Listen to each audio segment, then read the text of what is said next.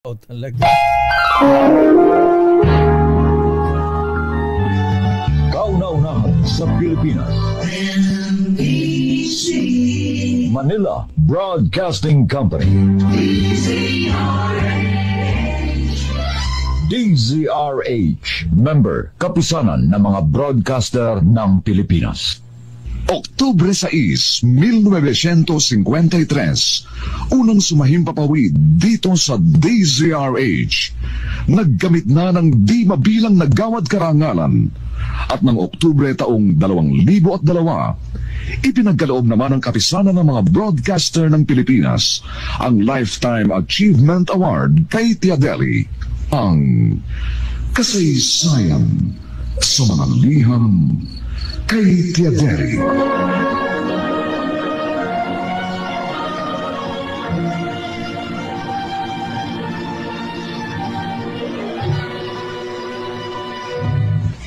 Itong inyong Tia Deli.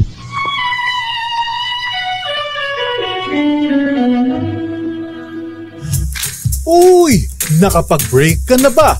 Nakapag-relax ka na ba? Saan ka man nagtatrabaho, mapa-opisina man o work from home o mula mismo sa pwesto, sasabayan namin ang break time mo. Sasabayan namin ng mga balita at komentaryo, mga panayam ng mga taong viral ngayon. DZRH Break Time!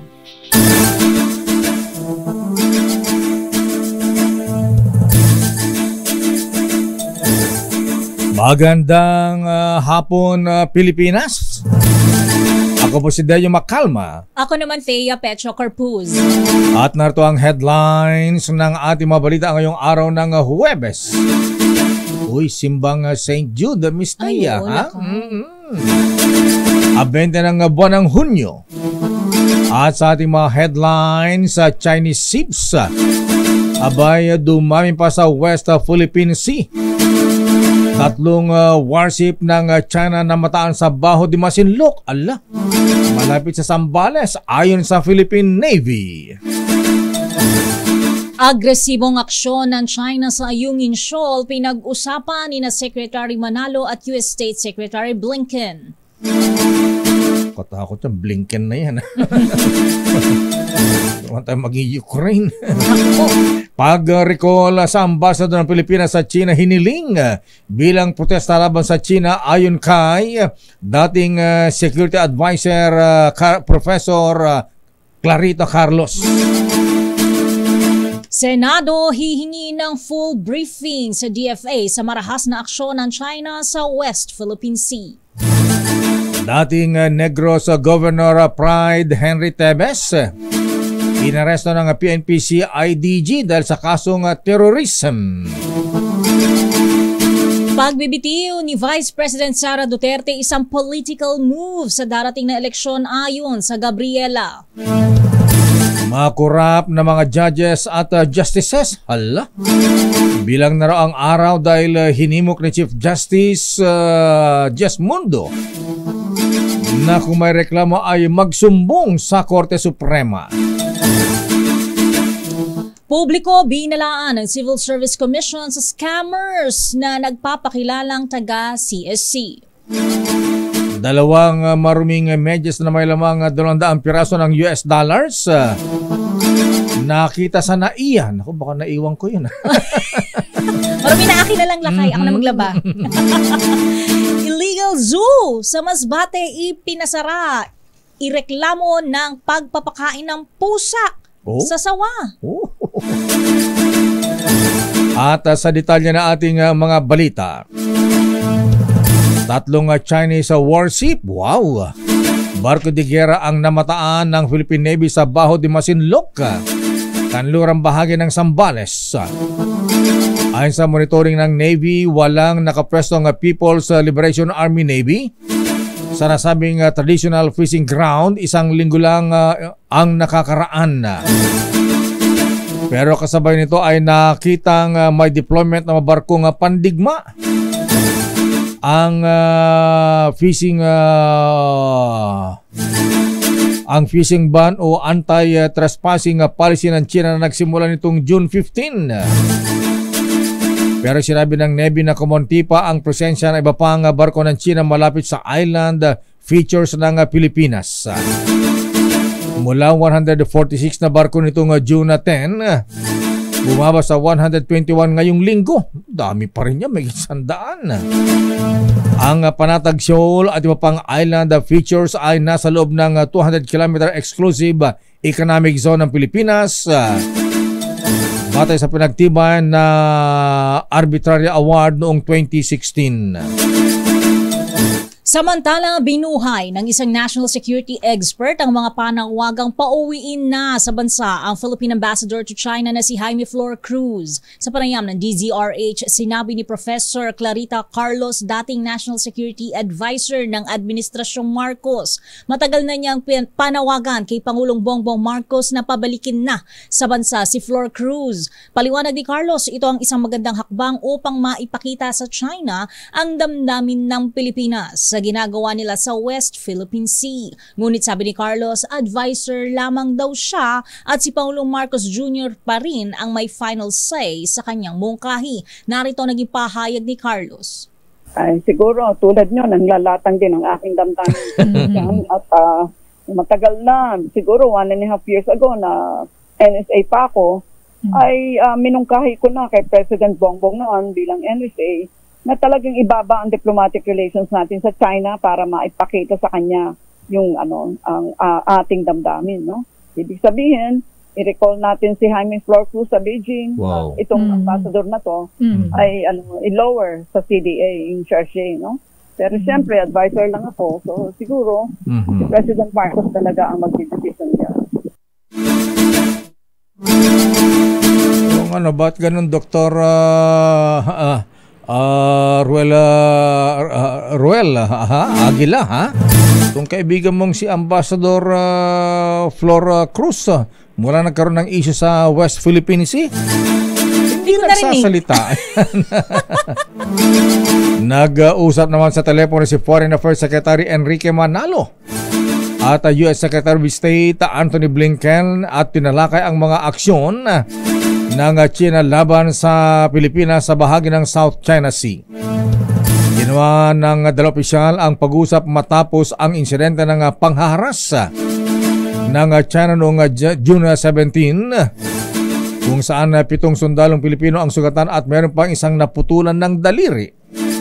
Ayon kay Blinken, nakasisira sa regional peace at stability ang mapinaggagawa ng China at iginiit ang ironclad commitment ng Amerika sa Pilipinas alinsunan sa Mutual Defense Treaty. Una rito sinabi ng China Coast Guard na binanggaro sila ng barko ng Pilipinas dahilan pala komprontahin nila ang barko ng Philippine Navy. Samantala, hihiling ng full briefing ang Senado mula sa Department of Foreign Affairs ukol sa panibagong insidente sa pagitan ng Pilipinas at China sa Ayungin Shoal. Ayon kay Senate President Cheese Escudero, nababahala siya sa tumitinding tensyon sa West Philippine Sea kung saan sa pinakahuling insidente ay may nasaktang 7 Pilipino. Habang hindi pa umarangkada ang hiling niyang full briefing, muling nanawagan si Escudero ng dialogo sa pagitan ng Philippine at Chinese officials upang hindi na lumala pa ang tensyon sa rehiyon. Dagdag pa ni Escudero, hindi lang dapat malimita ang DFA sa paghahain ng diplomatic protest tuwing may nangyayari sa West Philippine Sea. Inudyukan din ni Escudero ang Armed Forces of the Philippines na humanap ng mga alternatibong paraan kung paano makapaghahatid ng supplies sa BRP Sierra Madre sa Ayungin Shoal.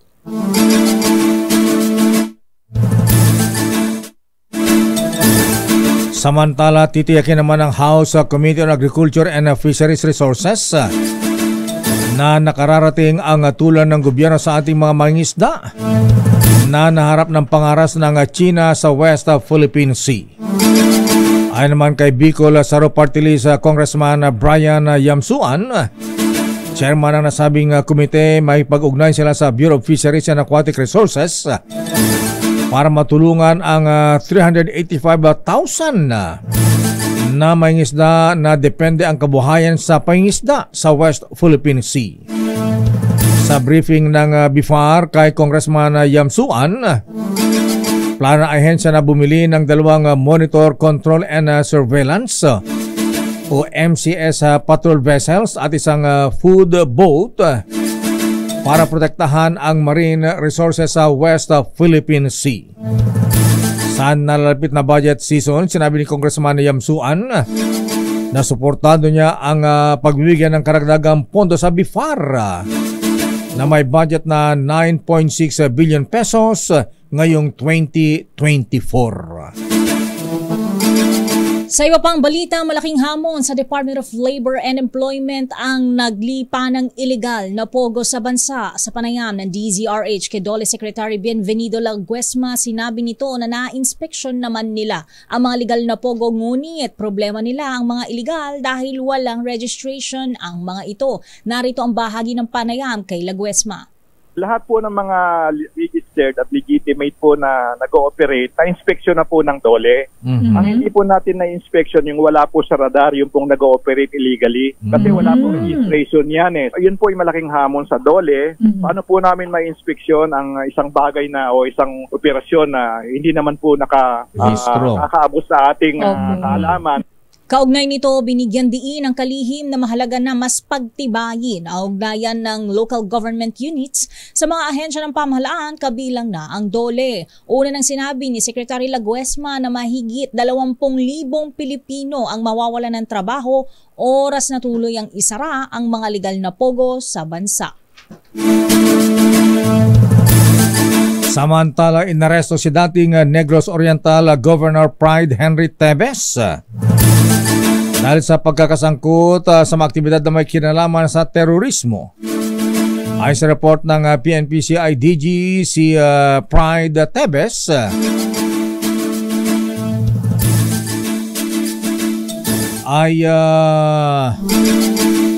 si Pride ay nasa sa Dumaguete City dahil sa paglabag sa Terrorism Financing Prevention and Suppression Law.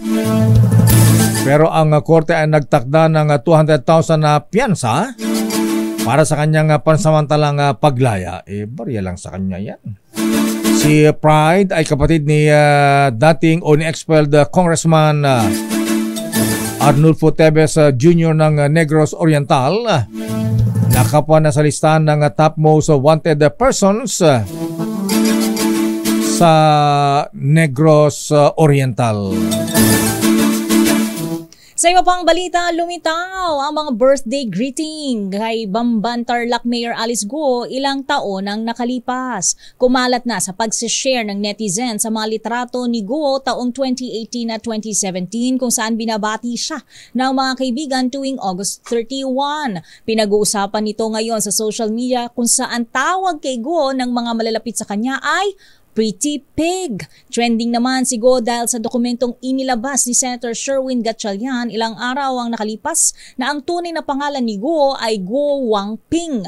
Nakalagay pa sa dokumento na nakuha ni Gatchalian mula sa Board of Investments na ang birthday ni Guo Wangping ay August 31, 1990. Taliwas sa idinedeklara nito na July 12, 1986 ang kanyang kaarawan. Babalikan natin ang lampang detalye ng ating mga balita. Yung resignation ni Vice President Sara Duterte Carpio bilang DepEd Secretary, isang political move para sa darating na eleksyon ayon sa Gabriela. O yung mga korap na judges at justices, bilang na raw ang mga araw. Ang Chief Justice Jesmundo ay nagsabi na pwede raw silang magsumbong sa Korte Suprema. Samantala, 2 maruming images na may lamang 200 pirasong US dollars nakita sa NAIA. Ayan, may-ari kaya dyan? Ba, itinapon na. Itinapon lang yun. Ha? Madumi na yung lakay, Amina. Madumi na. Alam ko na. Siguro tinago kay Mrs. yan. Ay! Tama. Nilagay sa medyas, ha? Bakit alam mo lakay ang mga ganyan? Illegal zoo sa Masbate ipinasara, ha? Inireklamo dahil sa pagpapakain ng pusa sa mga sawa. Ang detalye ng mabalitang yan sa ating pagbabalik sa ating palatuntunang break time. RH Break Time. Oras Mr. Cesar Lee, Mr. Michael is my guy. Alas 4:23. Sa Sontay, Dr. Evelyn Laureta at Dr. Beng Lee. Puro doktora ito, Oras kanap na alas 4:31. Sandali lamang sa mga reports, standby let ano ang latest sa Malacanang? Ano ang latest kay Pangulong Marcos? Allah. Wala pang aksyon ng Pangulo, ha? Ayan. Pero standby Milky Gunan at Edniel Parosa. Pero bago tayo maubusan ng oras, batiin ko muna ito. Baka hindi ko na mabati ito, Miss Teya, ha? Magpapainom pa na ito ng Emperador Brandy, ha? Ayan, si attorney Kuyang Byong Garing o yung mga brethren, ha? Dahil sa Muntinlupa Masonic Lodge at Mina de Oro Shrine Club. Imbitado kayo sa birthday party ni Kuyang Byong Garing. At happy birthday din birthday kay Mr. Rainier Lubowa ng PMA Sandigan 82, kay Alan Harlos, oy kay ating Charlene, at ang kanilang angel ni si Samuel De Vera. Ba? Sabay ang birthday ni Mami at daughter, Mami and daughter. Pagbati mula kay Kuyang Captain Owen De Vera. At happy birthday din kay Lieutenant Nelson Danan at kay ating Marilyn Yao Ma.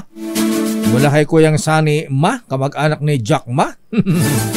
At siyempre advance happy birthday bukas kay Manong Governor Luis Chavite Singson.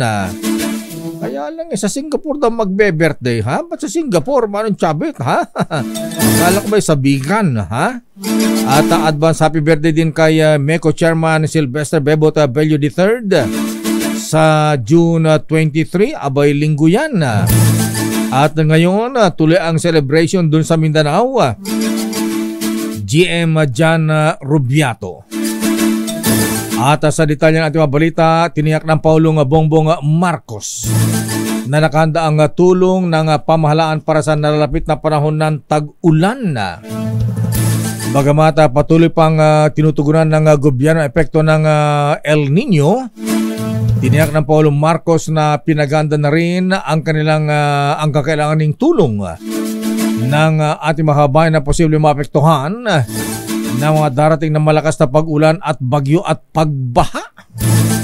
Kaugnay nito ay may sapat na pondo anya at supply ng pagkain para ipamahagi sa mga maapektuhan ng mga kalamidad.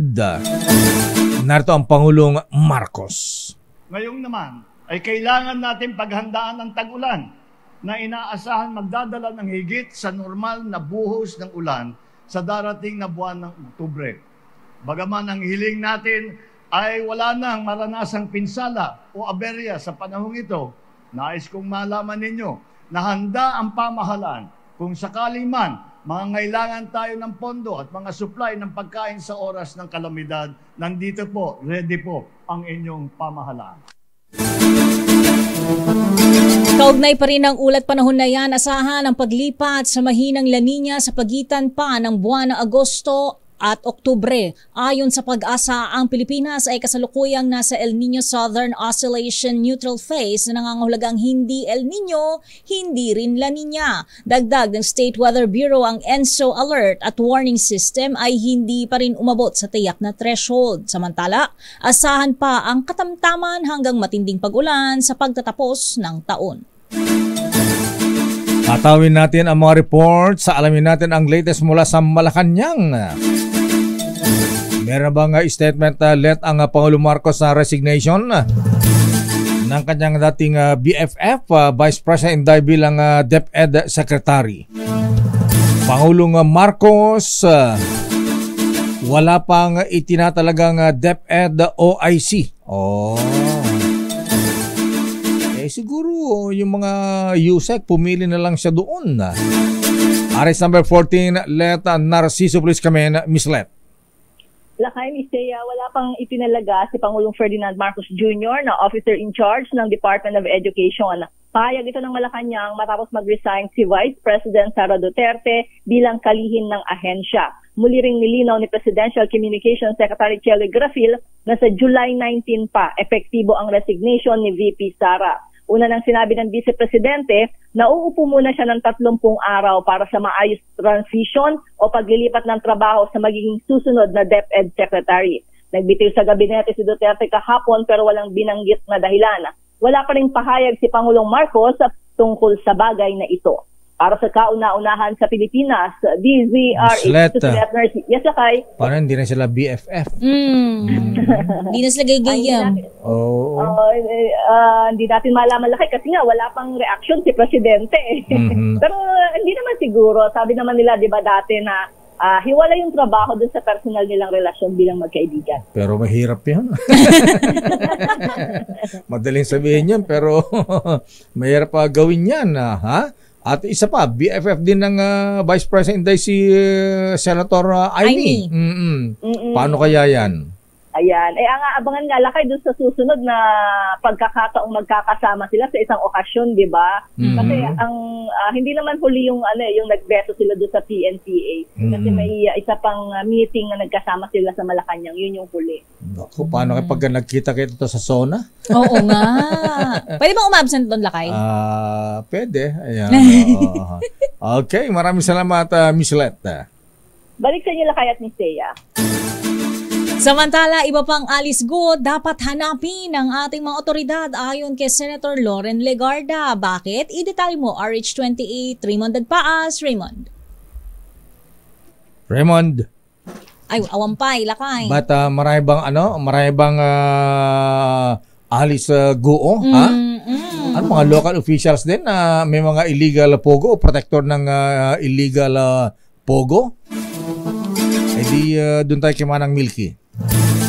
Ito na nga, Special Investor Resident Visa pinaamyendahan sa Kamara dahil nagsisilbing ticket ng foreign syndicates para illegal na makapag-operate sa bansa. I-detalye mo, RH12, Milky Rigonan. Manang Milky.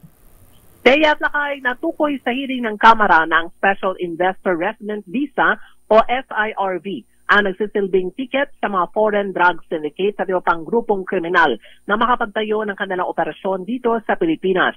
Iglesia ni Surigao del Norte 2nd District Representative Robert A. Barbers, chairman ng House Committee on Dangerous Drugs, amyendahan ng SIRV program na ikinatutupad ng Board of Investment.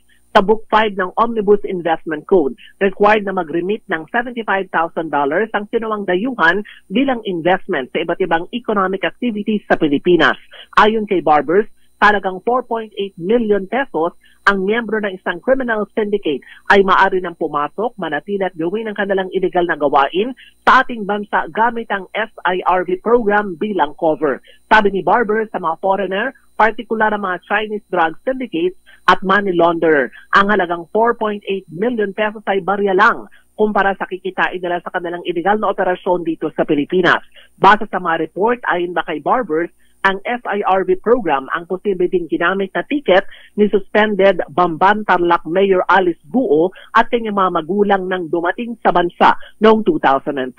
Para sa kauna-una sa Pilipinas, siguro dapat kasuhan din yung mga mayors na nagbibigay proteksyon at nagbibigay pa ng lisensya dito sa mga POGO operations na yan. Oo, yung mga grupong mga dayuhan na gusto na mag-invest dito sa Pilipinas pero ginagawa rang front yung kanilang mga negosyo para daw makapag-operate ng kanilang mga illegal activities. Ayan, at syempre, ipatawag din yung mga ahensya na nag-i-issue ng naturang mga permit na bago Tama. investments. Ayan. Philippine Statistics Authority at bakit nabibigyan Correct. itong mga dayuhan na ito ng mga special permit na yan, Lakay at Thea. At saka Bureau of Fire. Ayan. Sa kanila pabili ng fire extinguisher. Ayan. Oh! Di ba napakahigpit yan? Alam mo, isang kumpanya, Miss Thea, manang Milky, ha? Abay, pagka hindi pumasa sa inspection ng Bureau of Fire, ha? Abay, hindi bibigyan ng permit to operate yan. Ayan. At saka yung mga barangay officials, abay dapat tingnan din mabuti yan. Dahil sila napakahigpit. Magpatatayo ka lang ng bakod may barangay permit pa. Opo. If the price is right, lahat ng kayang patayuin, mapatatayo. Malalagyan pa ng tunnel. Yan, Lakay. Okay, maraming salamat, Manang Milky. Magandang hapon na kayo, Thea. Para sa kauna-una sa Pilipinas, DZRH, ako si Neil Gregonan. Tuloy-tuloy sa pagbabalita, tuloy-tuloy sa serbisyo, sama-sama tayo, Pilipino. Balikan natin si Raymond Adpas mula sa Senado. Iba pang Alice Guo dapat hanapin na ating mga otoridad. Bakit? Marami bang Alice Guo pa na ganun na operation? Ha, Raymond? Alice number 28, Raymond Adpas, please come in. Mayor, hanapin ang iba pang mga Alice Guo na nasa ating lipunan. Ito ang babala ni Senador Loren Legarda sa mga otoridad kasunod ng lumalalim na investigasyon sa pagkatao ni Mayor Alice Guo ng Bambantarlac. Ayon kay Legarda sa aming panayam sa kanya sa Tagaytay City, kailangan bantayan ang mga infiltrators na nakapasok na sa ating lipunan. Ito'y maaring sa larangan ng negosyo, profesyon, local politics at mga sindikato. Bahagi sila ng tinawag niyang creeping invasion ng mga dayuhan. Sa kaso ni Mayor Guo, ginit ni Legarda na hindi ito naniniwala sa kanyang kwento na siya ay isang Pilipino na ipinanganak at lumaki sa farm. Kumbinsido ito sa mga dokumentong inilalakad ni Senador Risa Hontiveros at Senador Sherwin Gatchalian. Sa pinakauling inilabas na dokumento ni Gatchalian, naniniwala itong ang Chinese national na si Guo Huaping na kasama sa nag-apply ng Special Investors Resident Visa at si Mayor Alice Guo ay iisa. Narito si Senador Loren Legarda. One, we should prevent more such occurrences in our country. Second, to be on the lookout for many similar personalities like her na naka-infiltrate. The word there is a creeping invasion na infiltrate ang ating local politics, maaring na infiltrate ang ating mga propesyon, maaring ang negosyo, yung mga nagpapatakbo ng mga sindikato. Paano ba nakarating? Bahagi ng pahayag ni Senador Loren Legarda. Para sa kauna-unahan sa Pilipinas, DZRH, ito si Raymond Adpas, tuloy-tuloy sa pagbabalita, tuloy-tuloy sa serbisyo, sama-sama tayo, Pilipinas. Maraming salamat, Raymond. Abay, creeping invasion. Wow. Bigat yun. Wala tayong kamalay-malay. Andyan na pala sila. Nasa iba't ibang lugar na. Ayan. Pero ang malungkot din kasi, Raymond, sabi nung ilang kaibigan nating nasa Intel. Ang sabi, Lakay. Inire-report naman nila sa itaas yan yung mga nakikita nilang ganyan pero hindi ina-actionan. Turning a blind eye. Lakay, naalala ko yung docu-series na sabi mo panoorin ko. Parang similar to this, no? Ano yung pinanood mo? Yung si Mossad ba yan? Yung isa, Lakay. Yung sa Syria. Si Cohen. Yan, si Eli Cohen. Eli Cohen. Mossad agent, pumunta ng Syria, nagpanggap na negosyante. Yun. Di ba ganyan yun? Same plot, kinaibigan ng mga government officials, military officials. Binibigyan ng mga regalo at meron pa regalo mga chiching. Oo, same old Lakay no? Ayan, yung pala ay spy. Ayan. Sa pagtitiwala, muntik nang i-appoint na defense secretary sa Syria. Basa. Grupo na maretiradong general, flag officer, suportado ang pagsasara sa mga pogo. Galit na ang mga retired generals, Ayan, di na sila bati-bati, Lakay. Ayan, RH52, Edniel Parrosa, detalye mo, Edniel. Lakay at Bisdeya ay tinuturing ng Association of General and Flag Officers na seryosong banta sa seguridad ang Philippine Offshore Gaming Operations. Yan ang dahilan kung bakit sinigundahan itong mga retiradong general at flag officers ang mga panawagang tuluyan ng ikantado ang lahat ng mga pogo dito sa bansa. Sa pahayag na pirmado ni retired AFP Vice Admiral Emilio Maraya Jr., Pangulo ng AFGO, sinabi ng grupo na ginagawang kanlungan ng organized crime groups ang naturang gaming establishments na babahiran tuloy umano ng negatibo, maging yung iba pang lehitimong gaming site gaya ng mga kasino na maituturing na ngayong banta sa ekonomiya.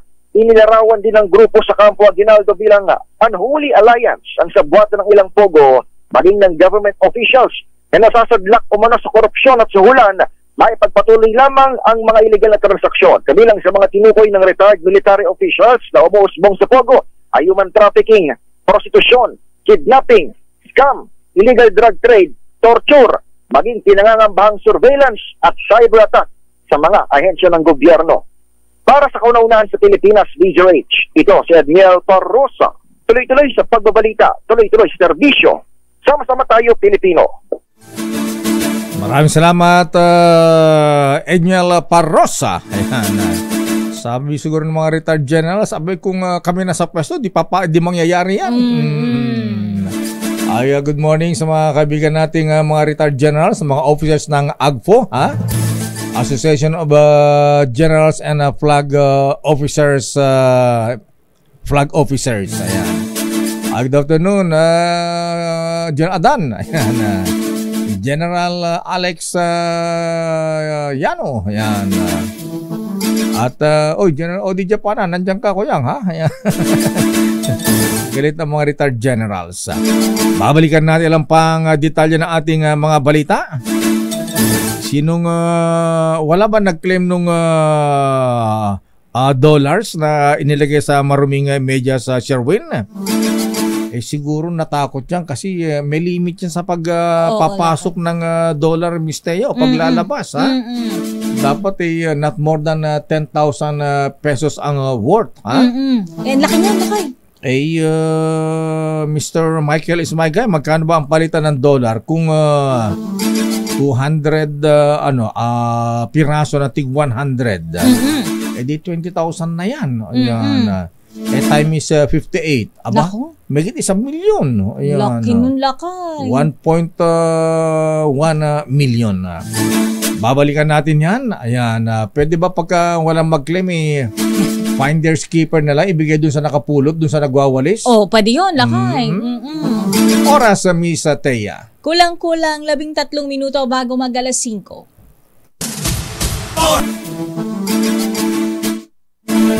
Balikan natin ang detalye ng ating mga balita. So, balitang dollar. Ayan, lakay. Magkano na ba? Nang makapamasko na kay Michael Guy, lakay. Parang nabuhay si Deli atay-atayan. Bakit? Nagwawalis sila ng pera. Abay, nawalis ng isang janitor sa Ninoy Aquino International Airport na iya Terminal 3 ang 2 maruming medyas na may lamang 202 piraso ng dolyar na tig $100. Wow, greenbacks. Sa report ni Sherwin Alfaro, nawalis ng cleaner na si Rosalinda. Janitress pala, ha? Si ate. Ayan. Abay, nawalis ni Rosalinda Celero mula sa ilalim ng maupuan ng terminal ang medyas. Ayan. Agad na maibinigay ni Celero sa lost and found ng terminal ang 202 pieces ng $100 bills o mahigit 1 milyon. Abay, kung 202 yan, Miss Thea, ha? Ilang piraso ito, ha? Abay, 202 piraso times $100. $20,200 ang halaga. $20,200 US dollars. Time is 58. 58 na. 1.1. Wow, may git 1 milyon. Yes, lakay. Agad namang ibinigay ni Celero sa lost and found ng terminal ang napulot na mga dolyares na itinago sa isang sa 2 maruming medyas. Ni-review na ng mga airport authorities ang CCTV footage para matukoy kung sino ang nakaiwan ng maruming medyas na naglalaman ng dolyar na may git 100 milyong piso ang halaga. Wow. Pwede ba pagka hindi na clean name yan sa kanya na.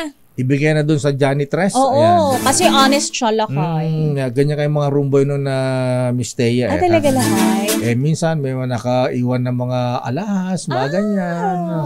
Sing-sing, hikaw, minsan relo pa nga. Ayan. After 3 months, pagka hindi binalikan ng customer, kung sino nakapulot, ibibigay doon. Oo, sana ganun din dyan. Dami nakakaiwan sa room lakay Sana excited. Happy kasi sila. Yung mga hikaw naisisingit doon sa unan-unan, kumot-kumot. Sa excitement, di na natatanggal. Nawawala na sa isip nila lakay. Wala pang itinatalagang officer in charge sa Department of Education. Ito ay kasunod ng pagbibitiw sa pwesto ni Vice President Sara Duterte bilang kalihim ng kagawaran. Ayon sa Malacanang, dahil sa July 19 pa epektibo ang resignation ni Vice President Sara, kaya wala pang itinalagang kapalit nito. Sinabi naman ng DepEd at Office of the Vice President na hindi na sila tatanggap ng mga tanong tungkol sa resignation ni Duterte dahil nakafocus ito sa pagtitiyak ng proper transition sa susunod na Education Secretary. Pero parang gumanda tsaka bumata si Vice President. Napansin mo rin parang yan? Fresh siya lakay doon sa video natin. Ayan Pak. Ayan diba? Parang bumata si ating Bagets. Inday. Second gentleman na Atty. Man sa Carpio, ha? Anong ginawa mo kay ating gumanda at parang bumata? Ayan. Correct. Saka parang naging slim siya ngayon, pumayat. Samantala, political move ang resignation ni Vice President Sara Duterte Carpio bilang kalihim ng Department of Education at Vice Chairman ng NTF-ELCAC. Ito naman ang pagtingin ni Congresswoman Arlene Brosas ng Gabriela Party List at sinabing maaari ito ay paganda sa midterm elections sa susunod na taon at national elections sa 2028. Ayon kay Congresswoman Brosas, ang resignation ni VP Sara ay taktika sa napipintong power struggle. Wow! Sa pagitan ng faction ng mga Duterte at mga Marcos. Anya, simula pa lang, wala naman talagang intensyon ang Vice Presidente na mabigyan ng solusyon ang education crisis sa bansa.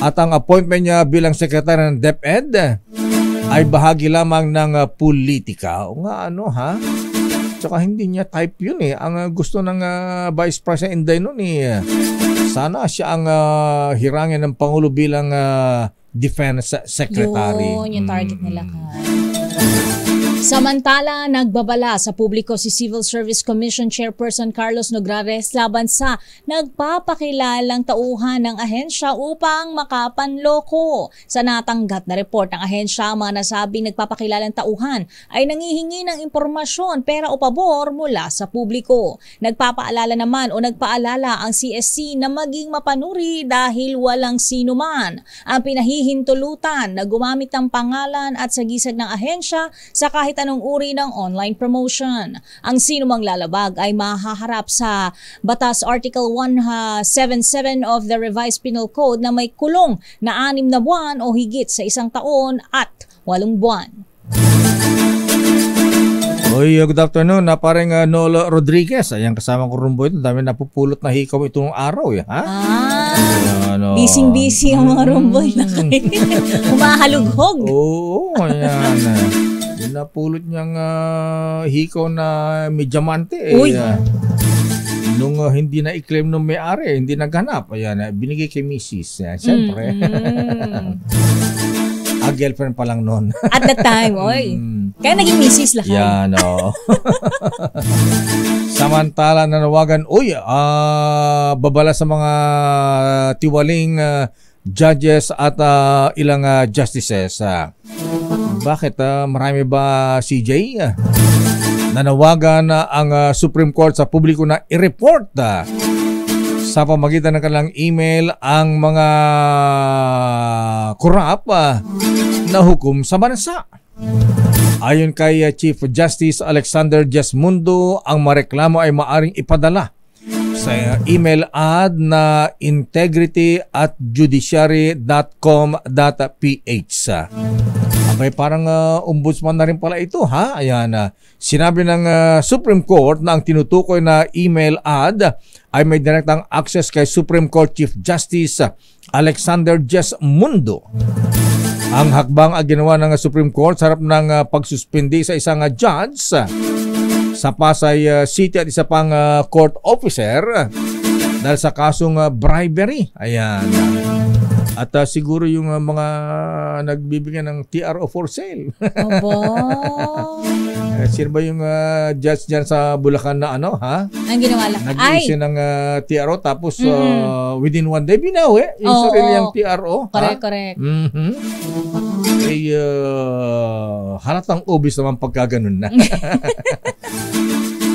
Samantala, iniimbestigahan na ng Masbate City Local Government at ng Provincial Veterinarian at Provincial Agriculture Office ang pagpapakain umano ng pusa sa isang sawa sa isang Masbate Zoo. Ito ay matapos na ulanin ng negatibong reaksyon ng video sa social media kung saan makikita ang pusa na nasa kulungan ng sawa. Itinanggi naman ang may-ari ng zoo na si Fructuosa Perez ang alegasyon at sinabing bisita ang naglagay ng pusa sa kulungan at kinuna ng video para sa content. Oras na mapatunayan na pinakain ang pusa sa ahas, kakasuhan ang responsable sa ilalim ng Animal Welfare Act. Sa isinasagawang inspeksyon ng mga otoridad o isinagawang inspeksyon ng mga otoridad, natuklasan din na walang business permit ang zoo na pansamantala nang ipinasara habang nagpapatuloy ang investigasyon. Ayun, search warrant pala yung laban na bawi. Ayan. Nung judge dyan sa Bulacan. Ayan. Sino nga ba yun? Oy, at may kaugnayan pa rin sa Pogo ni Mayor Alice Guo. Ayan. Abay, sinagot ng PAGCOR ang pahayag ni Attorney Nicole Rose Margaret Hamilya na ipinasa sa PAGCOR ang sisi kung bakit may mga kasong kriminal na isinampa ng DILG sa kanyang kliyenteng si Mayor Alice Guo ng Bamban, Tarlac. Ang sabi ng PAGCOR, malinaw ang kanilang patakaran na kapag lumabas sa batas ang mabinigyan nila ng lisensya, ito man ay may provisional license o regular license, pinapatawan agad sila ng matinding parusa. Walang kinalaman daw ang PAGCOR sa pagbibigyan ng mga lokal na business permit at lisensya. Sabi pa ni PAGCOR Chief Alex Altenco, hindi namin responsibilidad ang inspeksyon sa mga gusaling wala sa ilalim ng aming poder. Ang pag-i-issue ng gaming license ay bata sa aming sariling panuntunan at sa mga dokumentong isinumite ng mga aplikante. Sa kaso ng sinalakay ng compound sa Bamban noong March 13 na nasa likod lamang ng Municipal Hall ng Bamban, bakod lang ang pagitan. Isa sa mga kumpanyang nasa loob ng compound ay ang Zone Yuan Technologies na noon ay may hawak na provisional license mula sa PAGCOR na ipinagkaloob noong October 2023. Ang nakaregistrong address ng Zone Yuan ay nasa ikalawa, ikatlo at ikaapat na palapag ng A1 na building sa loob ng compound ng Baofu Land Development Incorporated. May mga taon doon ang PAGCOR mula sa Compliance, Monitoring and Enforcement Department upang bantayan ang kanilang operasyon. Kaya lang hindi yata nasubaybayan. Ayan. Dahil siyempre kung kay Mayor yan, kung totoong sa kanya kasi ang electric bill nakapangalan sa kanya eh. Oo. Di sa kanya yun. Ba't naman siya magbabayad ng kuryente dun sa hindi niya kumpanya, di ba? Ano siya? Bali? Ay ba? Ano siya? Generous. Santa Claus. Ayan. At yan ang ginawang paglilinaw ng PAGCOR. Ayan. Kaya dapat ay magtulungan ng PAGCOR at mga LGUs. Ayan. Kaya kung mga LGUs na at saka ilang mga police chief at saka PD, ayan, provincial director. Ay. Wala na. Ayan, sa buhatan na yan. Balitang sports. Teka muna, mamigay tayo ng cash sa ating malakas sa telepono. Ang tanong natin, ano ang himpilan ng radyo na magse-celebrate ng kanilang ika-85 taon na? Parang nakasawa ng tanong yan. Araw-araw na rin, parehang yan. Hindi pwedeng baguhin. Sige na nga, anong pwedeng tawagan kung alam nila ang sagot, Miss Thea? Paunahan na lang sa pagtawag sa telepono. 0998-568-9094. Ayan. Ang bibilis ng daliri ng mga to. Tawag na kaagad. O kita mo, meron na kaagad. Amin sa pangyayari. Feeling ko naka-speed dial na sila lakay. Ganun ba yan? Paano ginagawa yung speed dial? I-save mo na yung number na 0998-568-9094 sa phone mo. Ganun ba yun? Oo, para kapag nagtanong tayo, pipindutin na nila agad yung call. Para yung di-dial nung araw, yung huling numero. Yung huling numero, di mo na bibitawan. Oo, di ba? Gaganon yun lakay. Ayan, sino ang nasa linya? Hello, magandang hapon po. Magandang hapon po. Abay, sabi ko na nga ba, mukhang magaling ito. Parang familiar ang boses. Sino po sila? Daniel Bautista po. Daniel Bautista. Ayan.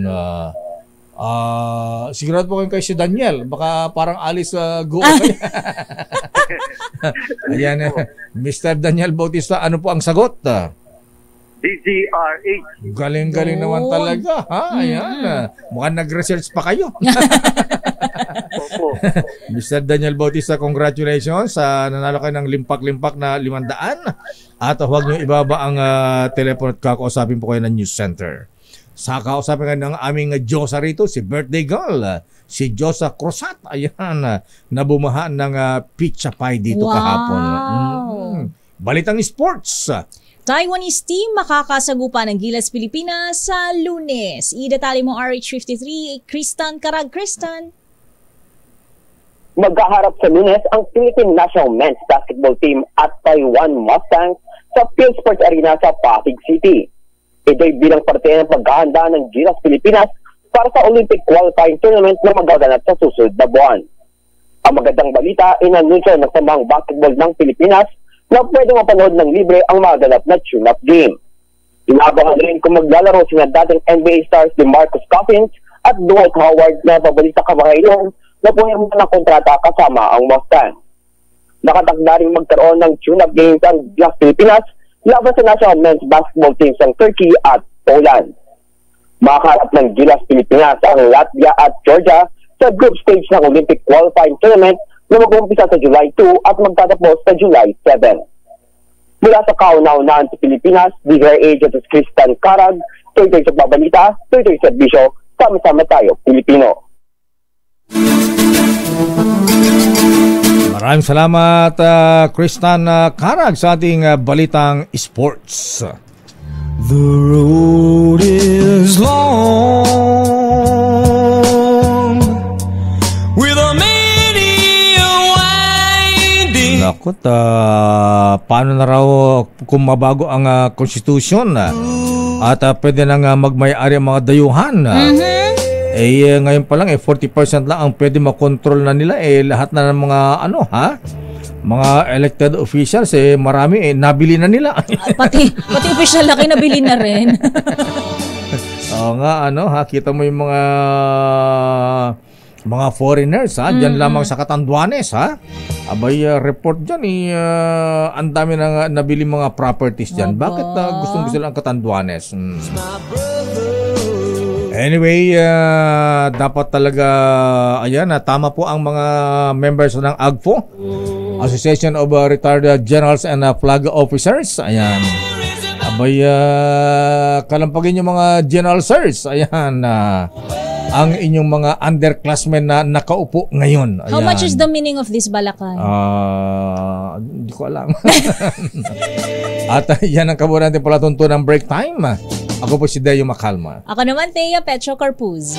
Susunod na mga balansyadong balita, Chairman of the Board Henry Uri at natural-born citizen, born in Baguio City. Yan.